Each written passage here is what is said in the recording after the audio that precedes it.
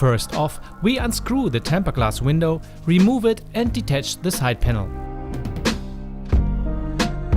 Next, we disconnect the top cover by pushing the 4 pegs on each side outwards, followed by removing the cover, carefully minding the I/O panel.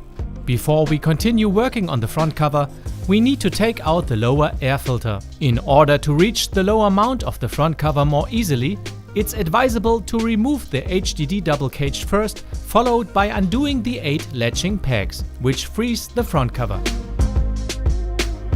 For a less cluttered working environment, we remove the LED and accessory boxes and then focus on the motherboard tray. First, all cables have to go. We unplug them from the motherboard and carefully pull them through the bundling tray. Next, we detach all of the fan and I/O panel connection cables, which are linked to the fan control PCB unit. But be careful, the cable labeled PWM cable, the one between the fan control and the motherboard, is hardwired to the PCB and cannot be removed. Afterwards, all cables can be pulled out through the upper bundling tray, starting with the thinnest cable heads. Afterwards, we unfasten the 3 screws in the front of the motherboard tray while removing the rubber coating connecting to the case at the same time. It's going to switch sides as well after all. Lastly, the 6 final screws of the motherboard tray will follow, which can then be removed easily.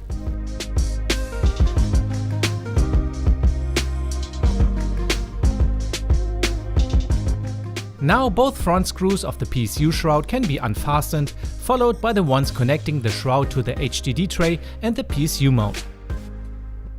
The shroud can be detached then.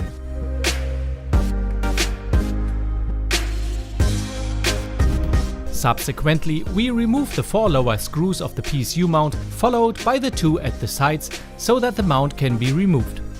Now we focus on the HDD tray. 6 screws at the side and 4 in the front have to be cleared. The cables of both PWM fans have to be put through the grommet and then the tray can be taken out. Before we think about reversing things, the 4 tempered glass mounts have to change sides first. For that, you are going to need a flat head screwdriver. Also, the cables of both Silentwings 3 fans have to be switched over to the other side of the case so that they can be connected to the fan control on the back and not dangle in the middle of the case. For that, the fans have to be completely detached and reattached again. Next in line is the connection between the PSU mount and the shroud, which has to be switched to the other side invertedly. 2 screws have to be removed and refit on the other side. The mount of the power adapter is held in place by 4 screws, which we take out, turn the whole thing by 180 degrees and tighten them again.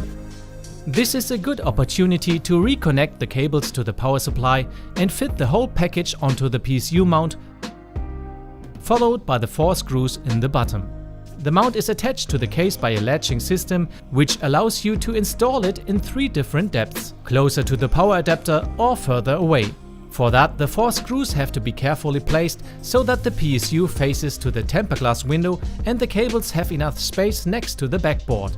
The PSU mount is installed by simply latching it in, followed by reconnecting the power cable to the PSU.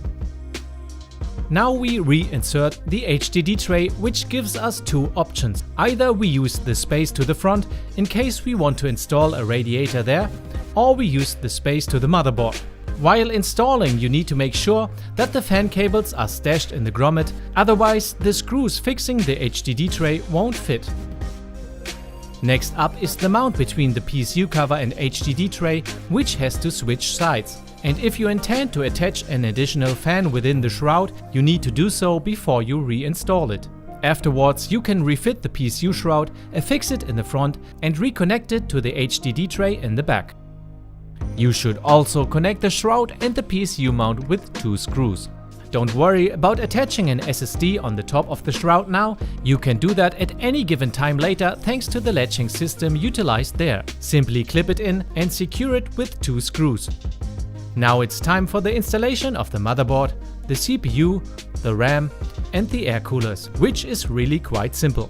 First, you need to reattach the rubber connectors at the back of the frame before you insert the motherboard tray. which by the way can be installed in 3 different heights and of course inverted.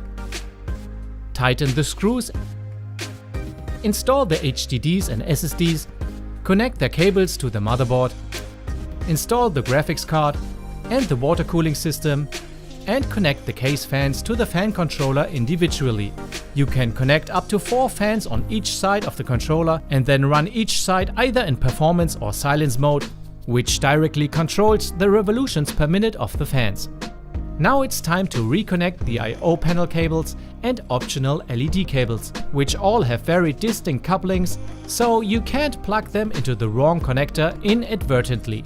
In case you have some open questions still, you can always consult the manual, which contains a detailed overview of all the connections on the fan control in chapter 4.3. And don't forget to plug in the SATA connectors as well as the connection cables to the motherboard. If everything is in place, the front panel can be reattached by simply snapping it in, followed by the air filter and the top cover, which, minding the I/O panel, has to be installed carefully from the front. Subsequently, you need to turn the small opening cover on top of the non-window side panel by 180 degrees, lest the Be Quiet logo is all topsy-turvy. And that is it. Finish it up by reattaching the tempered glass window and congratulate yourself. You have just inverted your rig. So have lots of fun with your brand new Dark Base Pro 900 Rev.2.